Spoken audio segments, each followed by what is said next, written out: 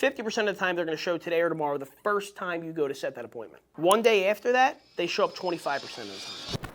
I found this out later on in my career as a salesperson. You know, I was a good salesperson, right? I was a good salesperson. But I did find out that there's a big difference between a salesperson and a closer. There's a very big difference.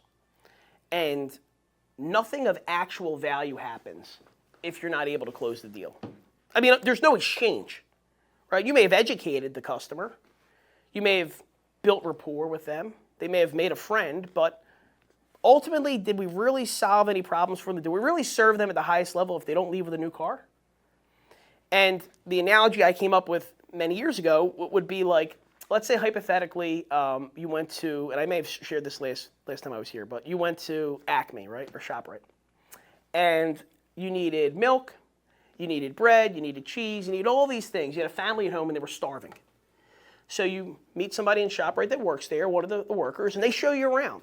You go to this aisle for the milk, you go to this aisle for the bread, you go to this aisle for the lunch meat, but they don't show you where to go and check it out. Unless you actually check out and leave with the food, they really just wasted your time. They educated you, but they didn't help you solve any problems. So I did find out that there was another level to me being the salesperson that I wanted to become. And then I started to tell myself that unless I close, I accomplish nothing. Because I was always brought up that when the customer leaves, I'm never going to see them again. I don't care how much they like me. Life gets in the way. Stuff happens. I got a message this morning. I'll share with you. I had somebody reach out to me on Facebook Messenger the other day looking for a Wrangler. I turned him over to one of my salespeople, and they set an appointment for Saturday, so I was happy about that. And he just said to me this.